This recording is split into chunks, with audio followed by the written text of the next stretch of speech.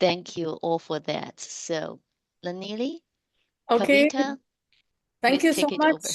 over. Okay, so thank you, Michelle, and it'll be my great privilege to introduce Kimberly to the participants. And friends, a great pleasure to introduce Kimberly Bain, past chair of International Association of Facilitators. And at the age of 30, she was appointed as a deputy cabinet secretary of the Yukon government, and she holds a distinction of being one of the youngest women to have held a cabinet secretary position in the history of Canadian public service. And Kimberly is the author, she is the editor of the book Power of Facilitation, which is the heart of our discussion now and for the past several months, of which we are having the final chapters discussion today. And she's authored a few chapters in this book as well. And she's also authored the book Reflective Practitioner, Becoming a Reflective Ethical Facilitator. And her extraordinary contributions were globally recognized when Kimberly was inducted into the International Facilitators Hall of Fame in 2018. So please join me in welcoming Kimberly, who is a renowned voice in the field of facilitation, a five-time Facilitation Impact Award winner, who knows at her core that groups of people have great wisdom and together can produce amazing results. So, Kimberly, we are so very happy to have you here with us today. And now we are just getting into we're going to move into a focused Q&A question and answer session based on the insights of this book, The Power of Facilitation. And we are so very eager to hear your thoughts on the questions. So let me go with the first one myself. So, Kimberly, this one is on one of the chapters which you have written on the power of resolving conflicts. So, you have mentioned a phrase that all polishing is done by friction. So, how does this phrase changes the way we view conflicts in groups? Could you please throw some light on this? Sure. Thank you. And thank you for the introduction. I'm going to start just by reading the a paragraph from the book, and then let's unpack it a little bit. So the paragraph is on page 57, the second paragraph, and it is: constructive conflict has been proven through the centuries as an effective tool to foster innovation, creativity, and consensus building. Yet many of us still view conflict as a destructive force. Mary Parker Follett is often quoted as saying, all polishing is done by friction. So how can we harness the power of facilitation to help us to ensure that the friction polishes rather than destroys human relationships? How can we help individuals, groups, and societal factions to embrace the notion of constructive conflict? How do we move from beaten defeat to together we can? And really that's kind of the basis of why I got into facilitation in the first place. Before I got into facilitation, I was in conflict resolution. And more and more I was being asked to not be involved in one-on-one conflicts, but on group conflicts, on community conflicts. And it seemed to me always that the traditional kind of mediation approach was missing something, because it was always trying to stop the conflict, tone down the emotions. If things start to get heated up, take a break. And it just didn't seem right. It didn't feel right to me at the time. And as I grew into my role and as I learned more about facilitation, I started to realize that high emotion, conflict doesn't have to be considered a negative. I remember Larry Dresler, I loved his books, Standing in the Fire. And he talked about a lot of different examples of that. But one of them was, he said he had a colleague who used to cry if there was a Hallmark commercial on TV. She was a very outwardly emotional person. He said the first time they got into a work conflict, the tears were flowing, and he was just totally didn't know what to do. She goes, "Oh, stop it! You know, I cry all the time. It's not a big deal." And he said he learned so much from that, and how, as a facilitator, as a conflict resolution practitioner, your stance, you have to understand that not everyone deals with emotions or conflict the same. And what your role is to help people work through that together in a way that they can recognize, deal with their emotions, but still listen, still communicate, not letting, there's so many people that as soon as they see conflict, they just kind of back up, stop listening, put the shields up, all of those things. And how do we, as practitioners, help people get past that? And so that was the whole, it was a 20-year journey for me to get from there to all the way through to the concept of the vacuum monster. And a lot of that journey was done with IAF colleagues and doing sessions and workshops at conferences. And the vacuum monster actually was born at the IAF conference in Australia one year, because I was doing a workshop there on conflict resolution. And the more we talked, I remember having a great session with all of the participants, and I was so excited. And I got home, I didn't sleep all night. I just started writing, and the whole concept of the vacuum monster was born. And I tested it with everybody the next day, and they loved it, and it just went from there. So it was, I think this was the whole purpose of the book. It was something that I had dreamed of from the time I started in IAF, was that, IAF had made these amazing books, the Bibles, I call them, of facilitation, with members from across the world providing chapters, but we hadn't done anything like that in a while. And there's a lot of really great information out there. And so I really wanted to showcase the power of facilitation, bring in authors from around the world to work on it, and hopefully inspire somebody maybe on this call to take up the call and start with volume 2 and do a next version. Thank you. That was lovely, Kimberly. And Annagrace, you'd like to go on for the next one?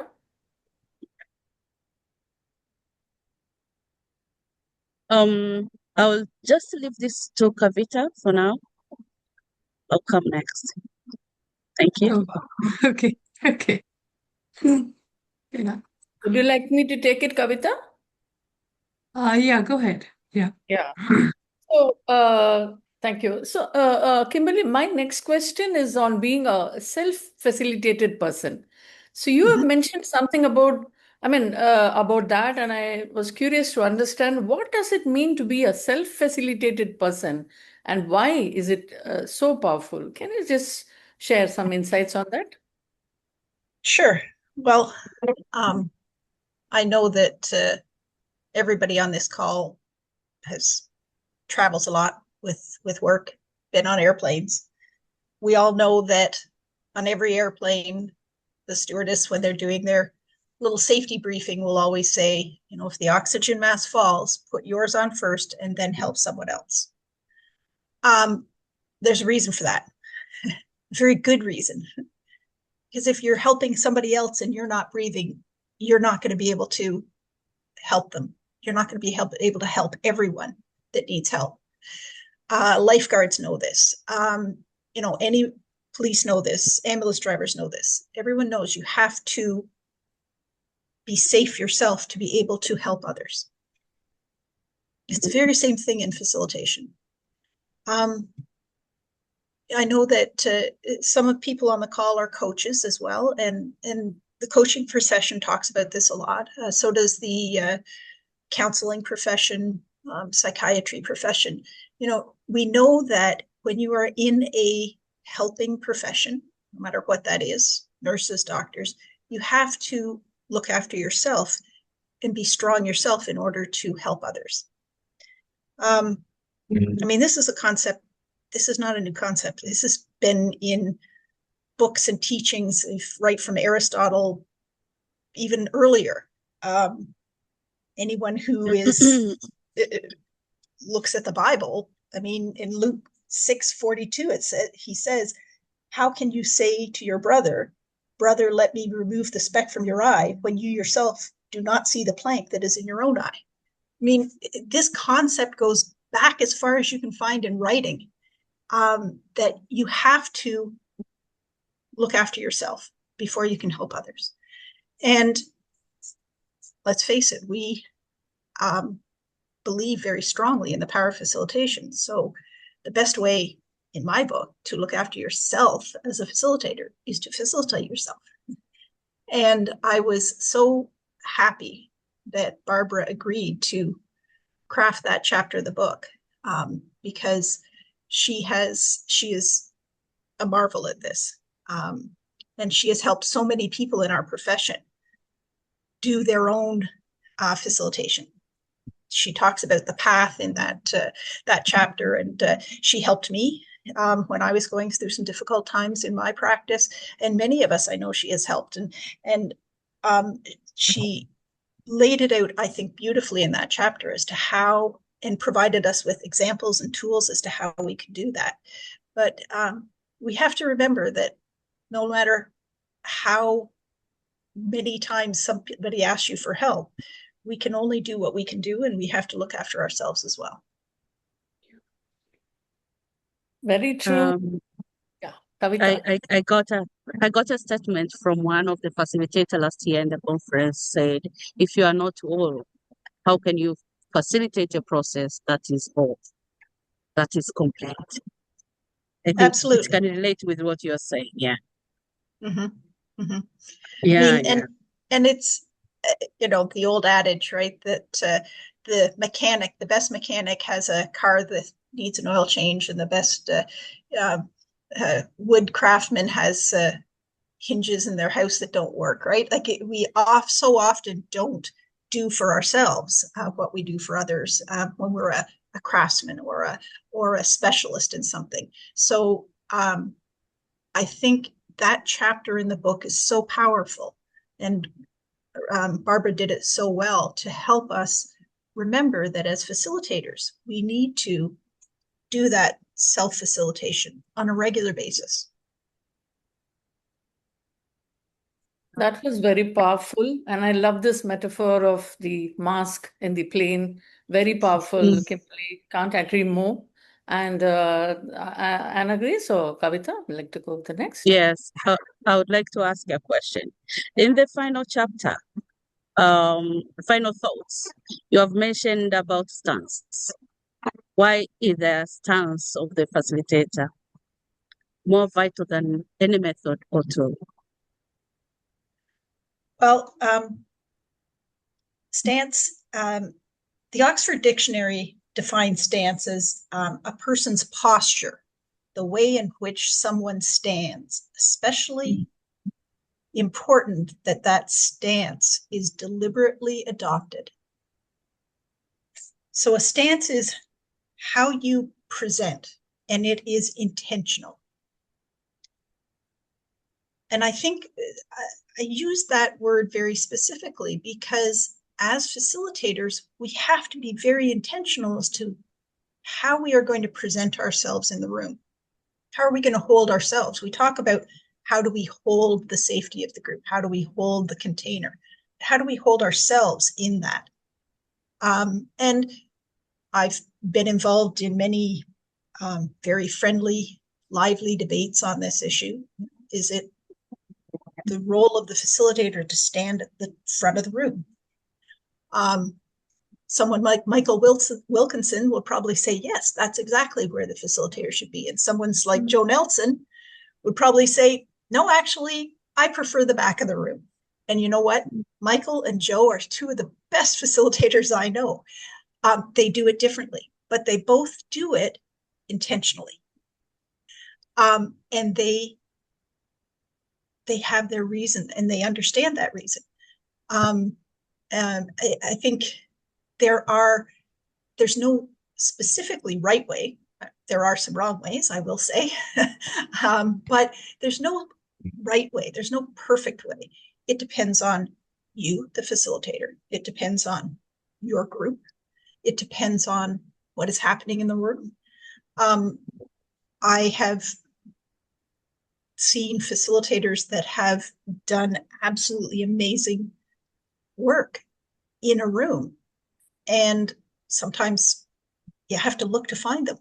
Larry, I'm thinking of you. I remember we were in I think it was in Takayama, Japan, and you did a large facilitation in a circle. And at one point I'm thinking, I can't even find him in this room, but he's holding this room so perfectly. So it really depends on who you are, where you are, what the group is doing, but it has to be intentional. I don't know, Larry, if you have more to add to that, because you're I just a thought the master way at you, it. I just thought the way you started was perfect as a context. That stance or posture is it's in the territory of presence, but that intentionality piece is something you can prepare.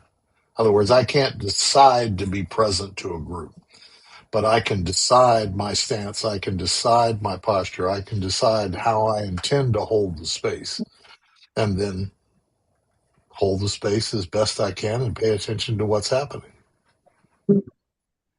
Exactly. Thank you. Yeah.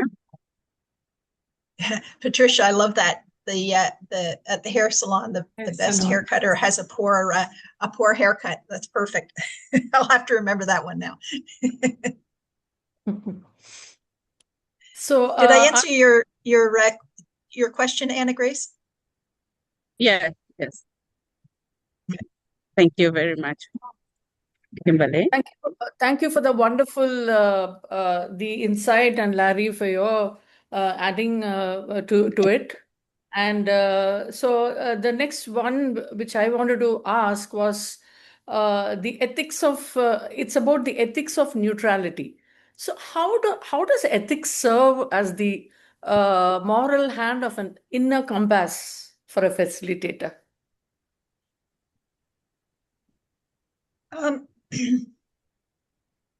Ethics in facilitation is a real passion of mine. Hence the ethical facilitator book that I wrote. I truly believe that ethics is something that I find I talk to people in the field in facilitation, and they say, "Oh yes, the code of ethics is so important." And I say, so tell me about the last couple of times that you've run through scenarios around the code of ethics. And they kind of look at you and go, well, I believe that ethics, you have an ethical muscle. You have muscles in your facilitation practice. And if you don't practice those and you don't work those ethical muscles on a regular basis, they will not be strong. I don't know if you've ever seen the movie Sully. It's a movie. There was the airplane that went down in the Hudson River. Okay, so there's a scene in the movie where the aviation experts do a mock of the plane crash, and they go through the whole thing. Birds hit the plane. They do this, they do this, they do this. They say, you could have landed the plane. And Sully says, you know that the birds hit. You knew what you were going to do. Said, now, you brought in an expert and said, when an emergency happens like that, how many seconds does it take even the best professional to figure out what to do. And they said 5 seconds. So he said, okay. The judge said, okay, do the simulation again with that 5-second wait. And they proved that he would have crashed. He said, you can't, in retrospect, say, oh, do it exactly like this. You have to practice and practice and practice to be able to know that in the moment, when something goes wrong in your facilitation, in the room, in that moment, how are you going to reply? How are you going to respond? If you're in the meeting with the client and they turn something on you that is not within your ethical framework, how are you going to deal with that? If you don't necessarily, 5 seconds is one thing in an airplane, but for us as facilitators, I don't know about you, but for me, something goes wrong, you take that deep breath and then you have to jump in and fix it. You don't say, let me, get a coffee and I'll get back to you. That's not usually the way it goes, right? So you have to be practicing these things regularly so that when that emergency happens, that bad thing, the client that derails something, the person that says, that jumps up and throws a chair, whatever it is, you have to be ready to be able to reply in an ethical fashion. What you don't want to happen is when everything's done, the room's closed, you close the door and you sit down and you go, if only I'd done that differently. That's what you don't want to happen.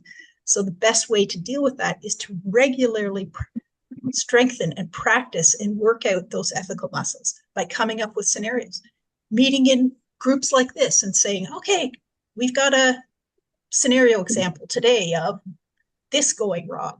How would everybody handle it? And talking it through. Not everybody has to do it the same way, but you have to have thought of these things ahead of time. There's a reason why successful athletes repeat the same moves over and over and over and over again.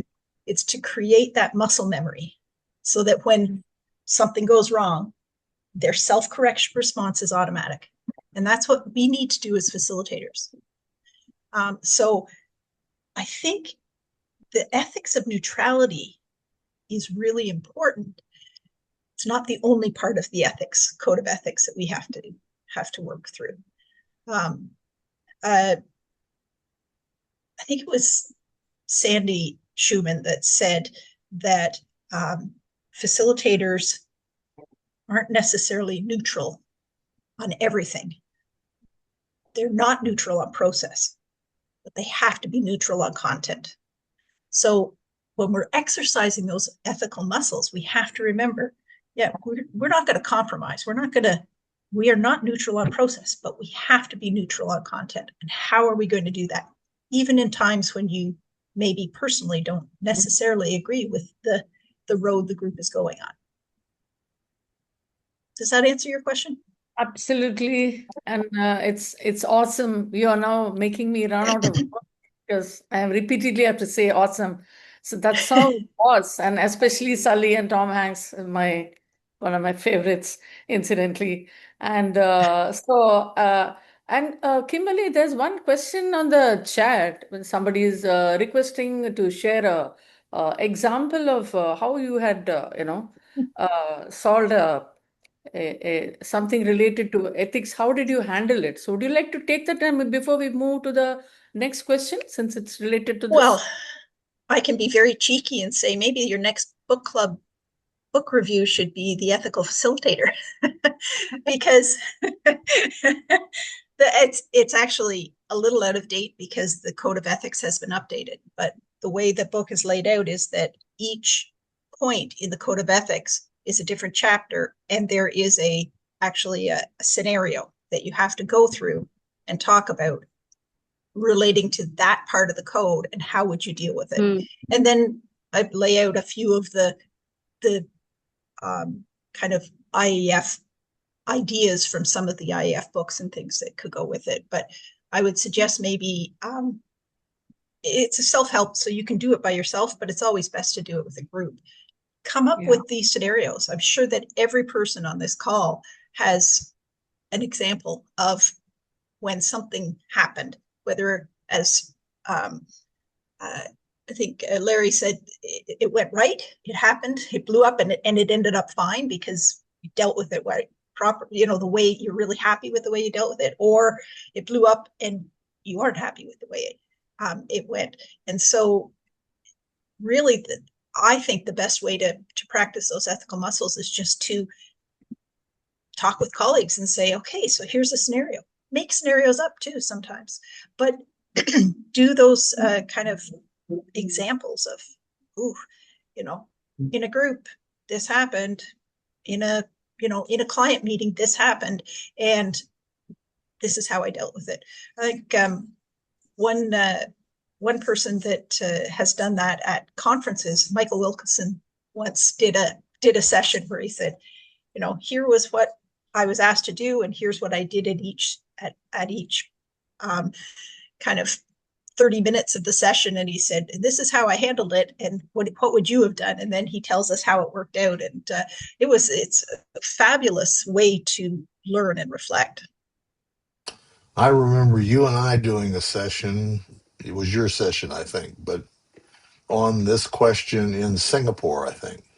Yes. Yep. And we simply had the group talk about this, and It was great.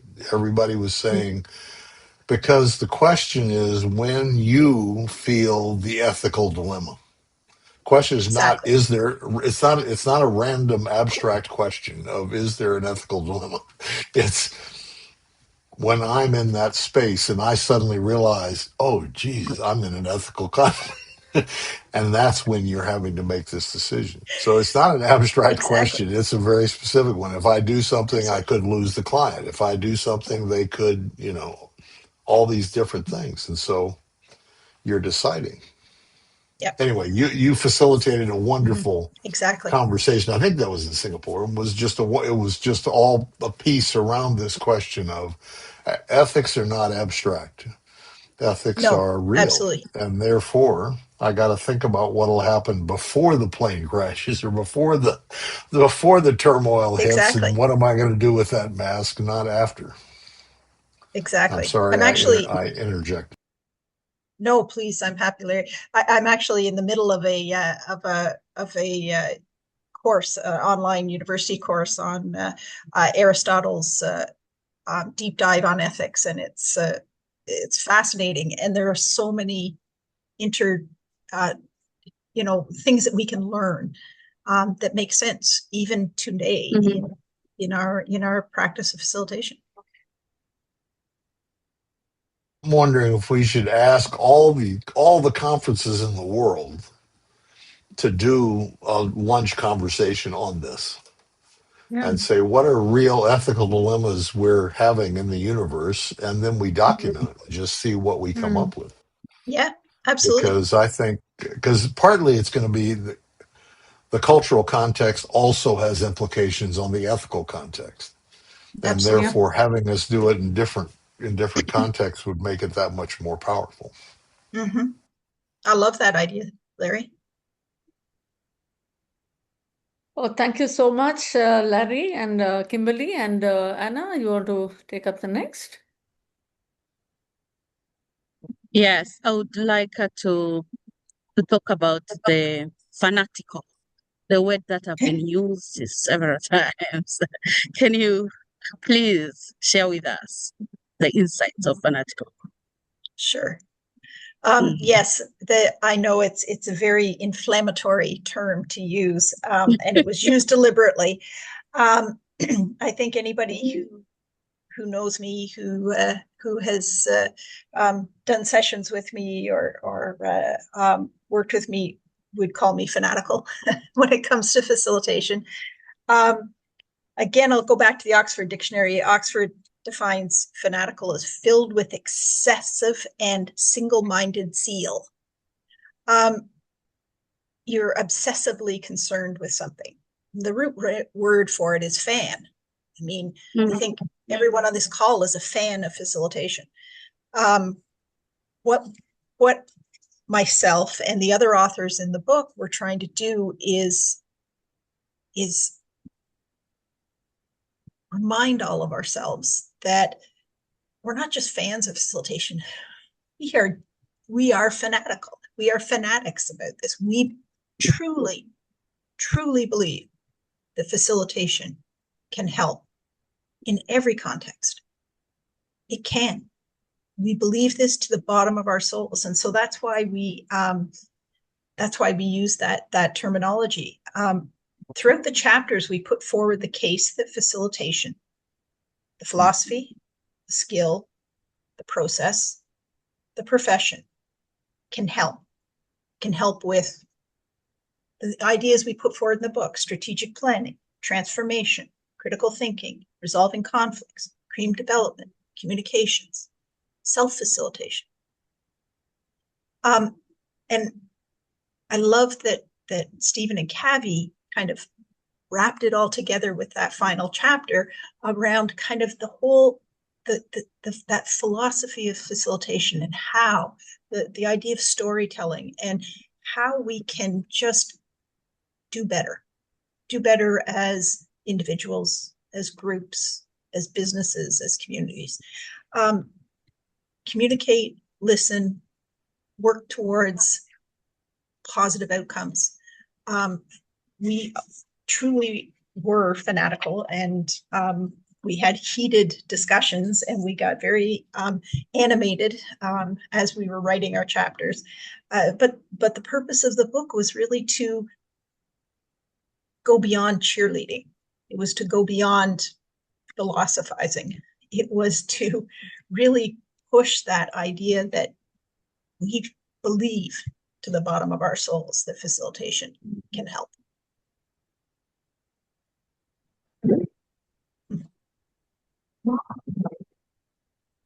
All right.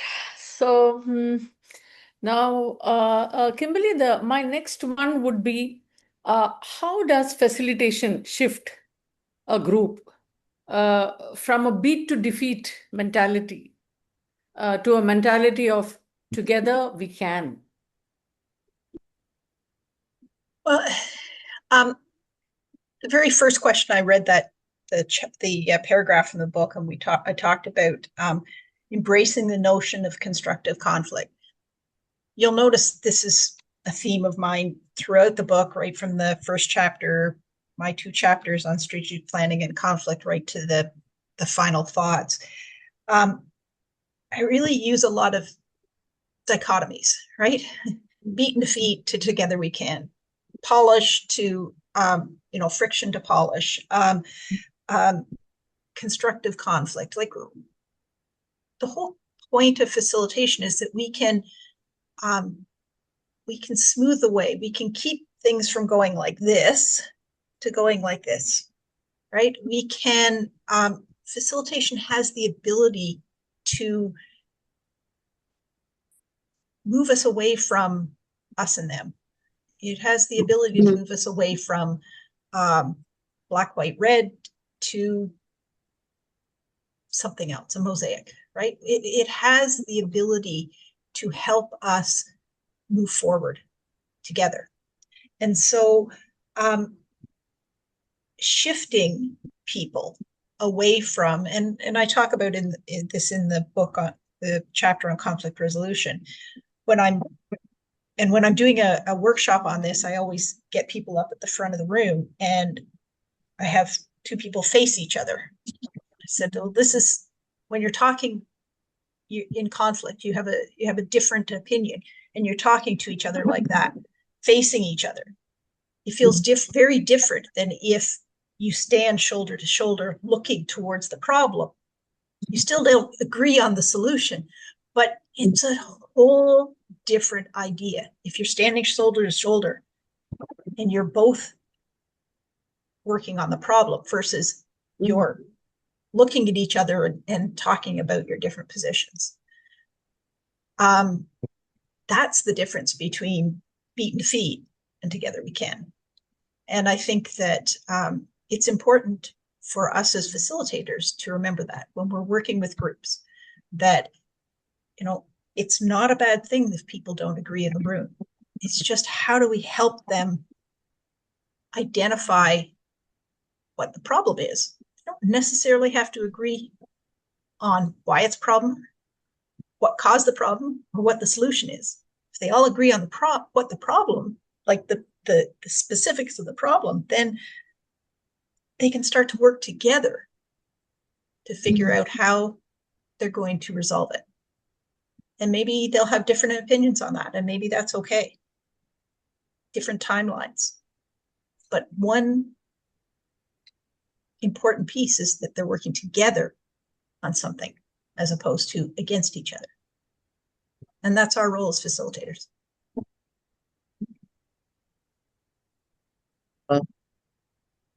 Thank you so much. And this working together as a team and together is always something which is timeless. You call it synergy or call it collaboration or call it working together.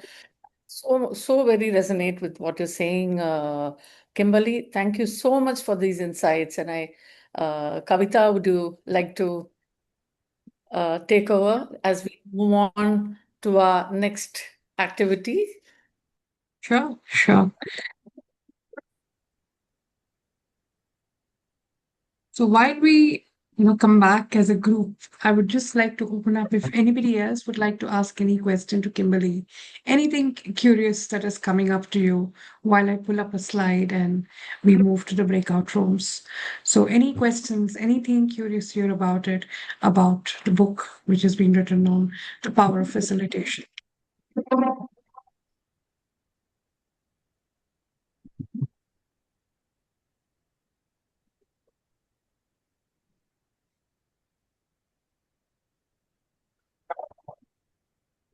Okay, since we don't have any questions, here we go. Kimberly has written the last chapter beautifully, consolidating and putting a closure to the book. So she's also put together the 7 ways in which facilitation can impact the world. What we would like you to do is look at these 7 statements which have been given as such.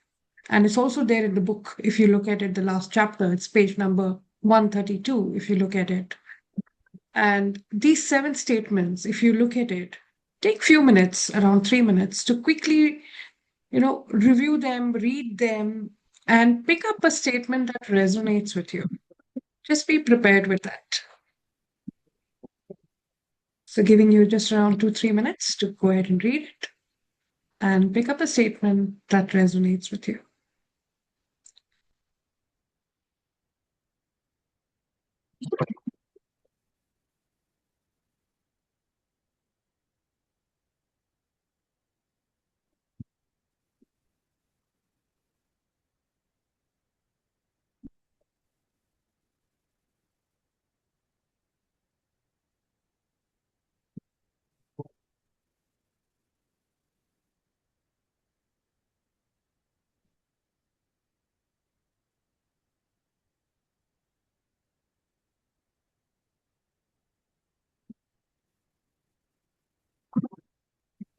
If you're done, if you've picked up a statement, just raise your hands and let me know that you've actually picked up a statement.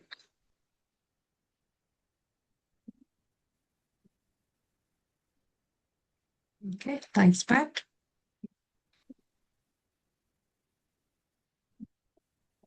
Okay, Monica. Okay, Kanisha. Roop.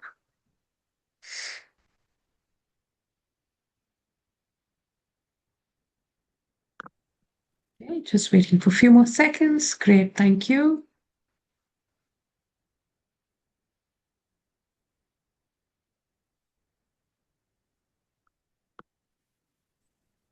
Okay, most of you have picked up your statements. What we're going to do as a next step is we're going to move you to a breakout room as such. So as the technical support, I would just assign you to the breakout room. You will have 6 minutes. We're very generous about time. 6 minutes in the breakout room. Have this conversation with your group members and just to make sure that you will have one person who will share back. So 6 minutes is quite a lot. Enjoy your time in a group. See you in 6. Yeah, Yep. thank you, Michelle. Before we Annagrace, move yeah. into the group, I saw their hands. Some people raised their hand, Monica. Yeah, so this was just for selecting the statements. So they had raised their hands to tell me that they have completed to, picked up their Okay. statements. Yeah, that's what it was. And also, we would like you to choose a spokesperson while you're in the breakout room and having a discussion.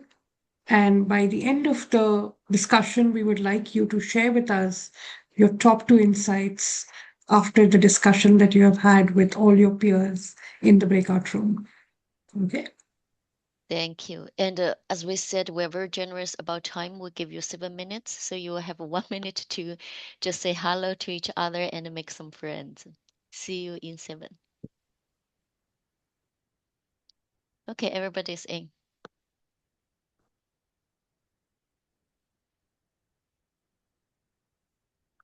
First. Yeah. Sorry, Nalini, you didn't get an opportunity. That's okay. We took Michelle very Welcome. making friends with each other. Great. Yeah. We can see some smiling faces here.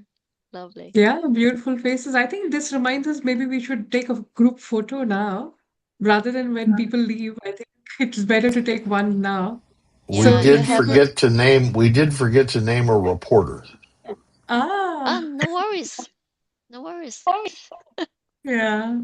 So So we will if have a all of you would two like to, seconds. Yeah, to yeah, prepare go ahead. yourself for the group photo. 2 seconds. Yeah. So So if please you could switch on switch on your your camera. cameras with a smile, it would be helpful. Sengu, welcome. Wang and Shu Chen, you want to turn on your camera so that we can take a photograph. Yeah.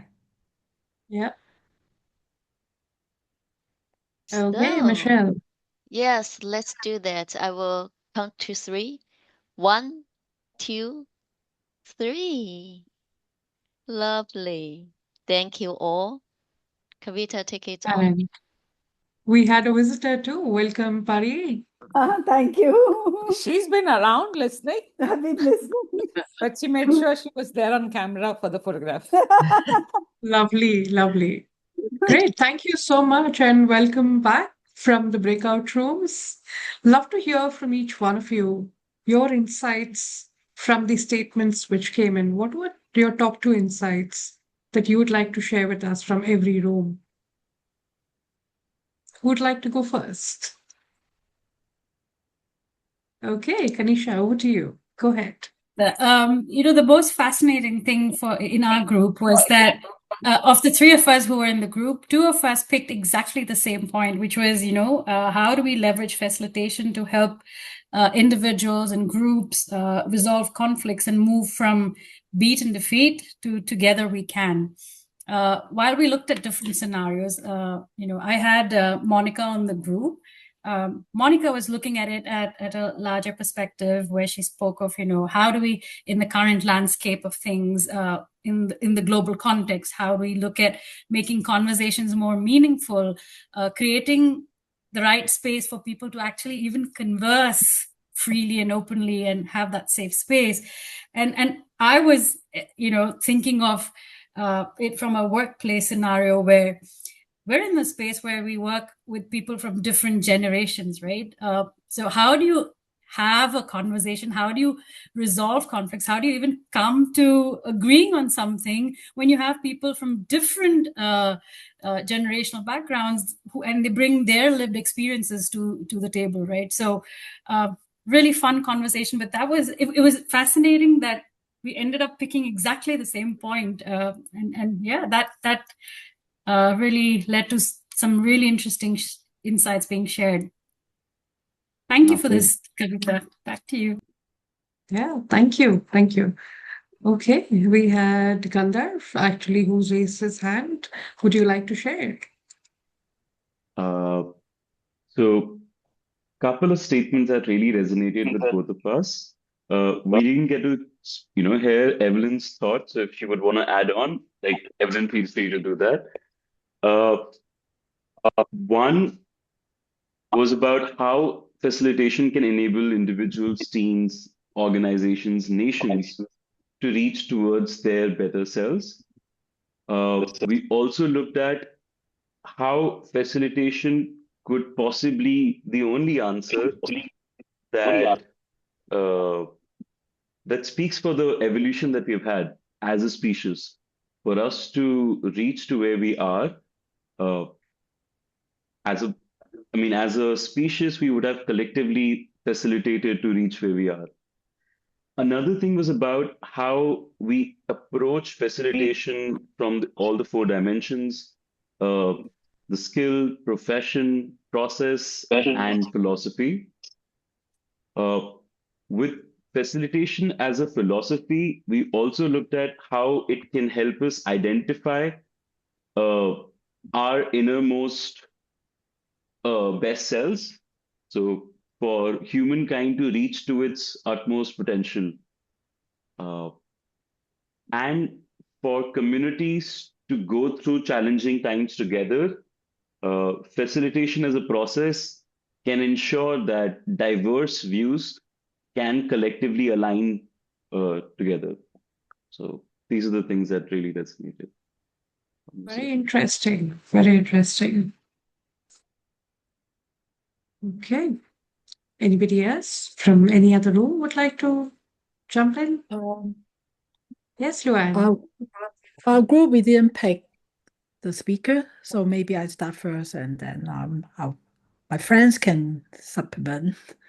I think our group have very different one, from philosophical view to a practical view, and also thinking about different dimensions. Okay, so and we pick about and both I remember or like the most. One of them is about the ageless, timeless belief that give us a confidence in being as a facilitator to help people and to bring evolution to where we are today. That confidence is the keyword that I really resonate. And then another Patricia mentioned about bringing the conversation into a deeper and more generous level. From my interpretation from her, that helped surface up the conflicts. This is where she sees as most powerful, because it allows real conversations to happen, and that solve a lot of problem we are having in the organization today. And then for myself, and I thought about, I see there's a maybe more practical lens about creating space for connection and critical thinking that at the end can nurture innovation and collaboration. That for me is a experience I have encountered and that I truly believe. So my friends, any supplements?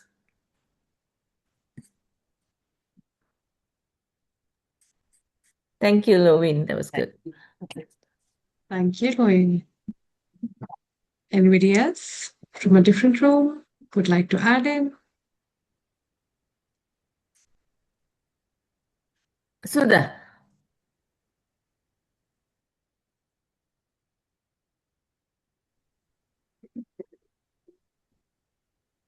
Can I go? May I? Yes, Madhu. Go ahead, Madhu. So we have very interesting, only two of us had an opportunity to speak. We didn't give Nalini an opportunity to speak at all. And very interestingly, while my colleague Rahmi was talking about, she said she more resonates with the apple and orange philosophy, where it is strategy, small groups, organizations, and enable positive and sustainable cultural change. She resonated more with that, and she did not resonate too much with the lemon, which is about ageless, and is one of the reasons why humans have evolved. And while in the same group, I resonated most with lemon, where we were talking, I was saying that everything that we do is facilitated and has come up. And I was taking the example of Barefoot College, an example that I'm going to be using in tomorrow's facilitation, where women, there they have trained illiterate women to become solar lamp engineers, and they light up the villages. So these women who are illiterate, know only native language, have traveled to countries like Afghanistan, Nepal, Senegal, and many other African countries, trained, and they call us solar mamas because they're all grandmothers. They've trained other grandmothers without a common language. Only language they had was the language of expression and the language of body. 6 months course, and they've trained so many others, some 90 plus countries and some 1400 solar mamas, they call it, who are there. So, and that resonates very much with Lemon, bit of it, that human evolution. So that's it from me. Thank you.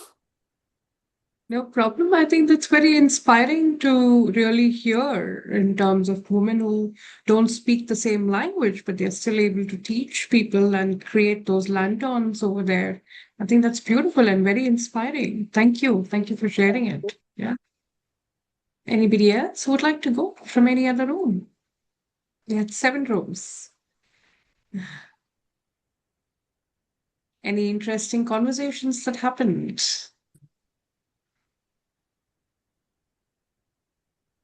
Okay, I think thank you for sharing it. I think so far, I think the interesting conversations that you had in every room and very inspiring conversations. Maybe I'll check with Kimberly if you'd like to add anything, or if you think you want to just share an insight that you were able to capture from the discussion that we had. Most welcome, Kimberly. Well, I love, of course, I'm a little biased because I spent 3 years immersed in editing this book and gathering the information from all the authors and everything. So, but I love hearing kind of what resonates with people. And I also, just looking back at the very first question that was asked of everyone is, where you're from and your name and everything, but what were you hoping to get out of the session? And I noticed that a number of people said just looking for inspiration and closure for the book. You've been on a year-long journey as a group going through this book, and I think hearing kind of a lot of the comments from people just now really makes me feel wonderful that you've had such rich conversations around the various chapters, and you've taken so much away. It's very humbling and very inspiring for me to know that that so much is coming out of it. I just love hearing it. So thank you. Thank you, Kimberly. Thank you. So moving on to the next step. Very interesting to see how these entire discussions have spanned out. Now, we would like to know from you, particularly from all of you, to moving into another breakout room. But we'd like you to tell us a little bit more in terms of how do you think, or what do you think you would like to try something differently in your future practices of facilitation? So what will you try something and differently in the future practice in facilitation? So maybe have a discussion around that. We're going to do a breakout room exercise for 10 minutes, Michelle. Is it okay? Yes, of course. We're generous about time. Yeah, okay. Yeah. So before we go into the breakout room, I would invite you to just stretch a little bit. We've been sitting here for 1 hour. Oh my gosh. And take deep breath. Just sense your body, what is going on with your body. If you want to move your head, this side, that side, you want to stretch your arms. Yeah, I can see when I'm moving, my camera is moving as well. Good. That's fun. Okay. So everybody 10 minutes, you will taste some different fruits. Yeah. Looking forward to your share back. That's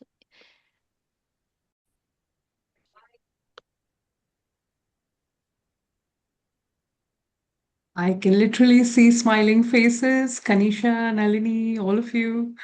There's some discussion which has happened over there, I'm for sure. Okay, would you like to share any insights? What would you like to do differently in your practice of facilitation?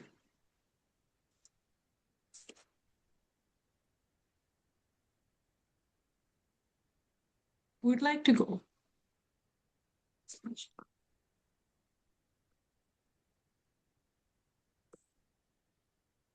I'm for no sure there were very worries. deep Even discussions around it. yeah, Yeah.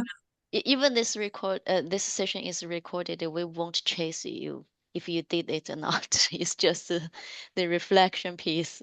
What are you Yeah. going to do differently? Yeah. Okay, Rahima, over to you. Is it me, Kavitha? I cannot Yeah, hear you you raised properly. your hand. Okay. Yes, over to you. Yes. Okay. Thank you, Kavitha. Thanks, Patricia and Kulwan, for giving me the opportunity to report for the group. So actually, we haven't done much in the discussion because there is or are new people in the club in our group. So we discuss about the stance of on the nature of this book club and only address the question much later in the time given to the group. And Patricia shared her response to the question. She said that she would like to explore the area of conflict facilitation around conflict, where she would so maybe it's not about doing things differently, but doing something different precisely. Yeah. So she hopes that while working in this area, she can help different camps surfacing their positions and help reconcile them or understand one another's position and help them reconcile. Something like that. That's all. And then we are called back to the plenary. Thank you, Kavitha and everyone. Yeah, absolutely. I totally understand. Himanshu also saying the same thing. Coming back to the main session feels like surfacing too fast from the depths of the ocean. Interesting. Thank you. Thank you for sharing it. Over to you, Gandhar. Yeah, I'll be happy to try and capture the thoughts. The group can add on. So one key theme was that we'll focus more about imbibing the stance, the being of a facilitator, and holding on to that instead of the pre-decide learning outcomes and objectives that we had set. So to trust the flow of the group for it to guide towards the outcome that the group desires.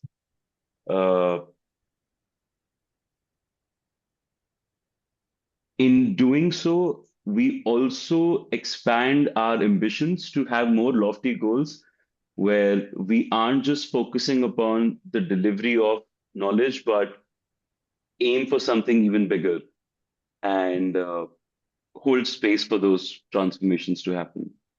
The group can add on, because we had a lot of thoughts. Interesting. Anybody would like to add in anything?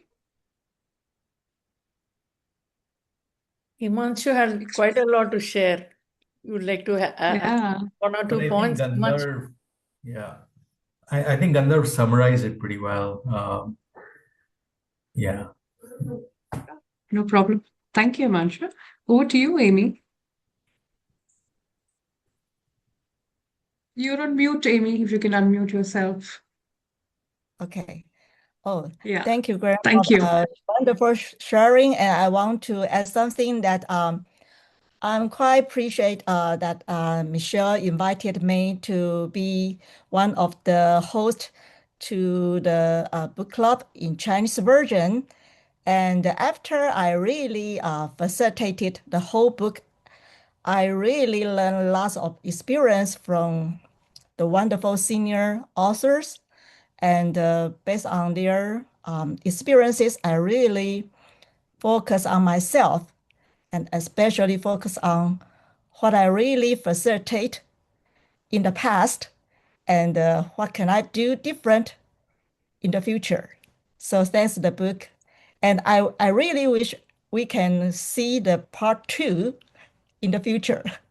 Okay, thank you. Beautiful. Thank you, Amy, for sharing it, and a deep, deep gratitude to you and Michelle actually leading it at the China chapters. I think that's beautiful. Thank you for doing that. Yeah. Anybody else would like to share anything in terms of what would you do differently? Yes, go ahead. Our group had a few things.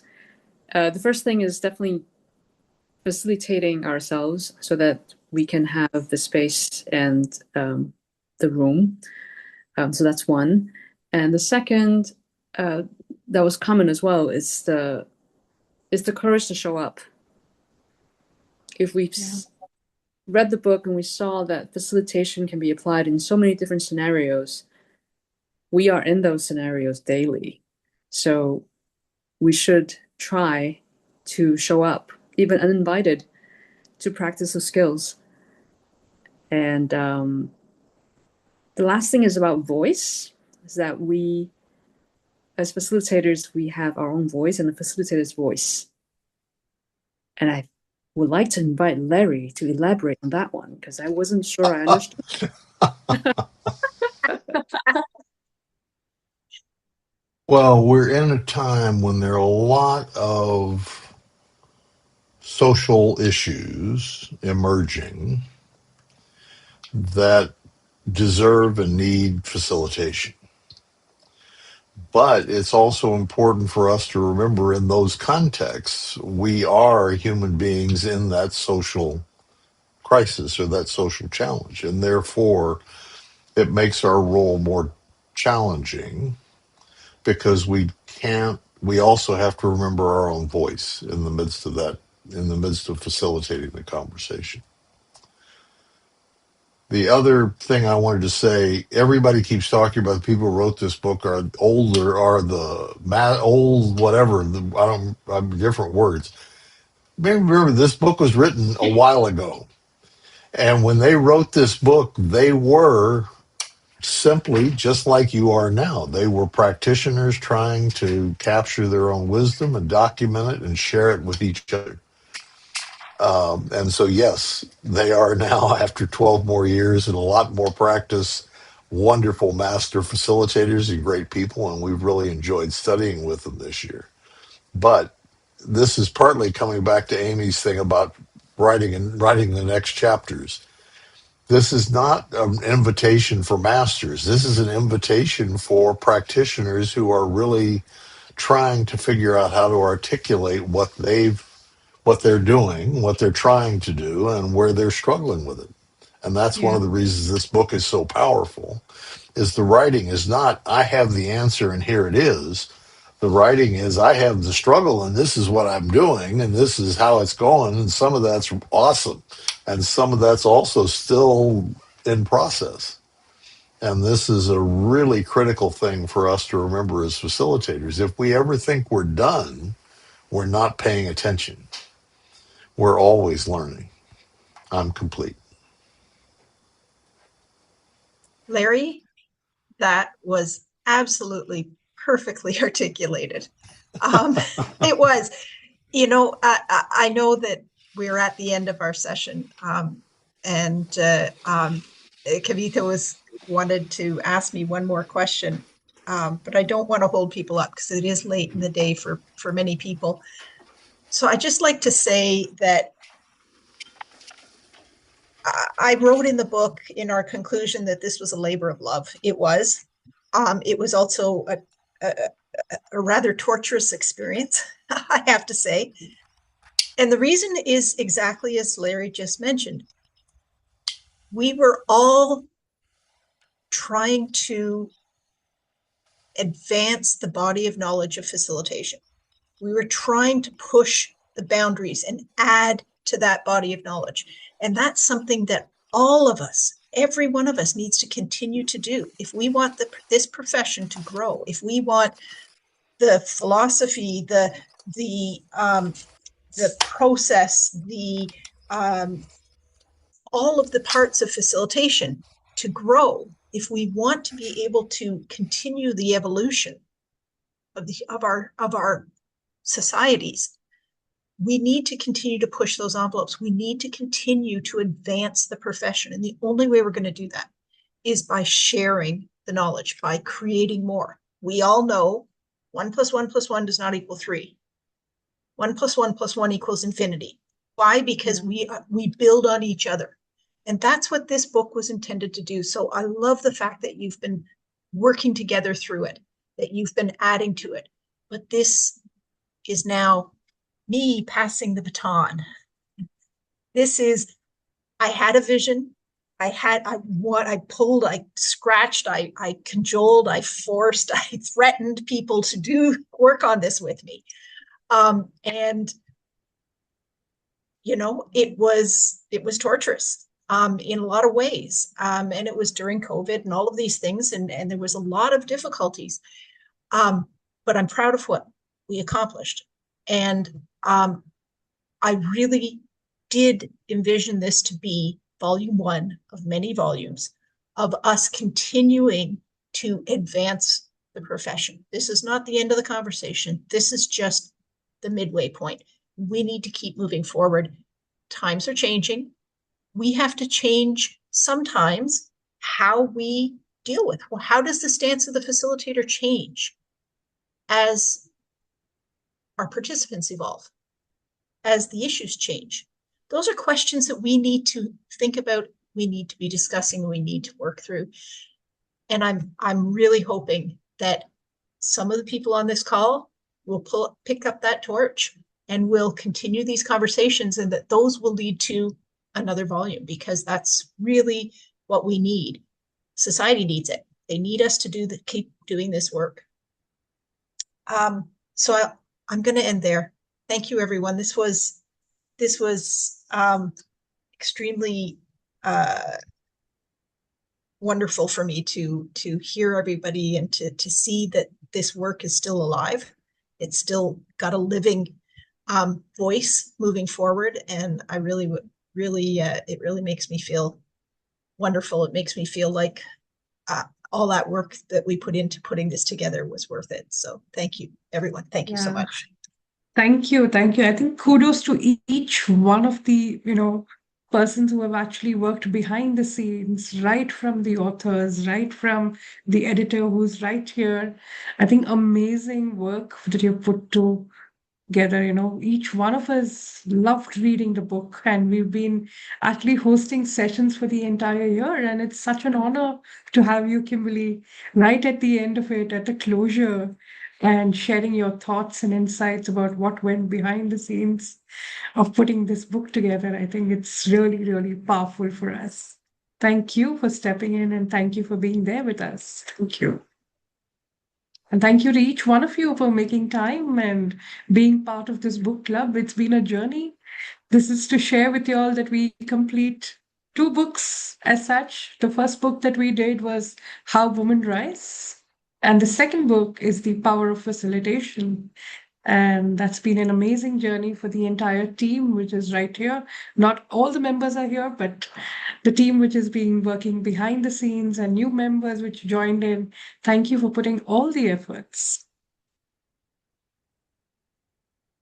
You're all invited February 5th. We're going to be talking about next year relative to this group. One of the topics is what Kimberly was just talking about, which is there a group that wants to form to begin doing volume 2? But also, we'll be looking at what books people would like to study. We want to try a different format next year, so we'll study different books each month, and we'll have a different facilitation team on each book. And so it gives people a chance to talk about their favorite one. Yes, Michelle. May I invite you to write in your language? You know, as facilitators, we honor diversity in this community. Write whatever language suit for you, and what language you want to talk. Tell your stories to others. Let's together put everything together as volume 2. Let's carry on this torch, not porch. Thank you so much. So see you on 5th February. Do join us, and we're going to put together a new format for the book club, because 2 years we've been running the same format. We'd like to bring in changes. We'd like to bring in new members who could hold the torches, not the porches. Yeah. Thank you. Good night, all. everyone. Thank you. Good Thank night. you, Thank you, Kimberly. everyone. Bye. Good night, Take care. everybody. Bye. Great year ahead, all of you. Thank you and Thank good you. night. Yeah. Yes. Fun